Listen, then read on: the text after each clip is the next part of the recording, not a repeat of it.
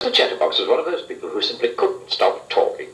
He used to talk to anybody and everybody about anything and everything, going on and on and on. And on and on and on. And on and on and on. And when he didn't have anybody else to talk to, he used to talk to himself. "Morning, Mr. Chatterbox," he used to say to himself. "Morning to you," he replied to himself. "Nice day, isn't it?" "Yes, it is for the time of the year." And so on, and so on, and on, and on.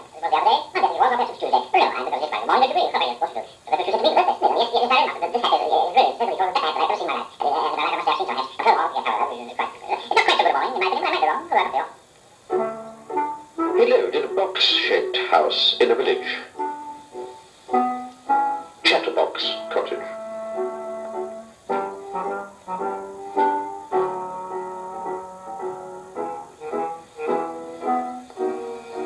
One morning the postman arrived with a letter for him. "Morning, Mr. Chatterbox," said the postman.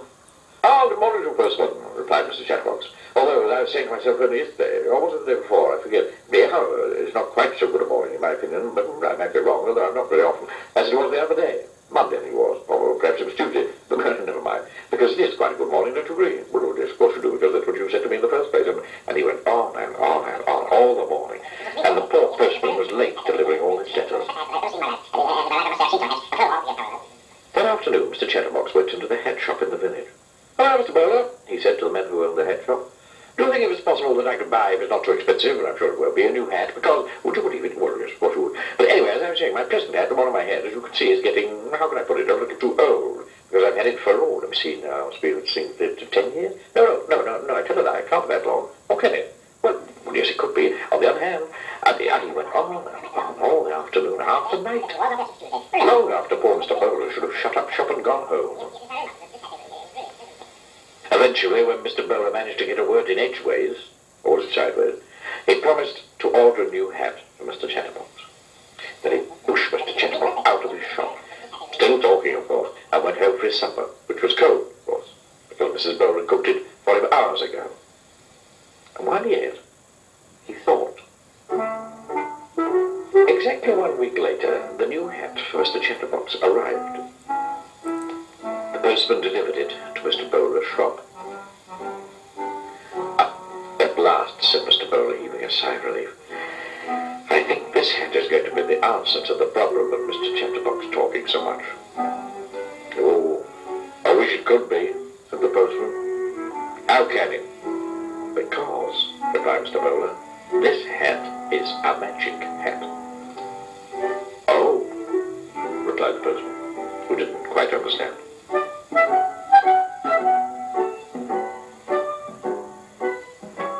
That same afternoon, Mr. Bowler took the new hat round to Chatterbox Cottage. "Oh, goody," said Mr. Chatterbox, seizing the hat box and opening it. "It's my new hat, my lovely new hat. Oh, I couldn't wait for it to arrive. In fact, I got up early this morning because, aren't I silly? I just knew, I don't know how, but I really knew, that today would be the day. I don't know how I knew, but I knew. And it is. And here is my hat. And oh, isn't it beautiful? I can't wait to try it on. Oh, I do hope it suits me. Do you think it will? Of course it will. And why don't you try it on?" said Mr. Bowler, grinning. "Try it on? Oh, but really, yes, of course I must try it on. I'll sit up and stand here chattering, but I haven't even tried it on yet. Yes, I will, absolutely, definitely. Try it on straight away. Because, as I said, it's silly just to talk about trying it on, isn't it? And then not to try it on, isn't it? And so, he took the hat out of the box and put it on. It was a beautiful hat. "I say, sir, I must say, yes, I really must, that this hat is, it really is, to say the least, one of the best hats I've ever seen in my life. And in my life, I must say, I've seen some hats. Trilbys, bowlers, deerstalkers, balloons, fedoras, hobbergs, operas, toppers, stalking. But while he was talking, a funny thing was happening. The more words that came out of Mr. Chatterbox's mouth, the larger his hat became. The more Mr. Chatterbox talked, the more the hat grew and grew. Mr. Chatterbox kept on talking, and the hat kept on growing. "I can't see anything," he said. "One minute I was standing here looking at my new hat, and now all of a sudden, without my warning, taking me all unawares, just like that, the hat grew down to his feet." And Mr. Chatterbox stopped talking.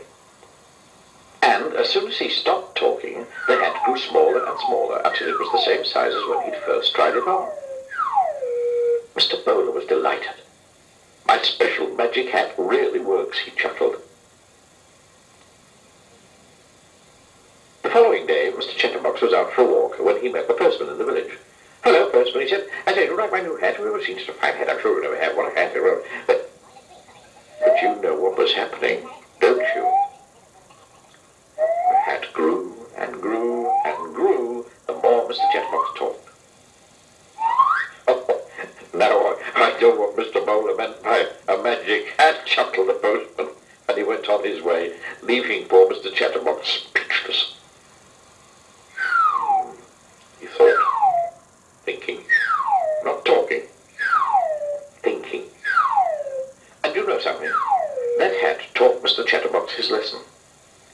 And these days I don't talk half as much as I used to do, or even a quarter as much, or even a half or a quarter as much. But in short, I talk less. And you know the reason for that, don't you?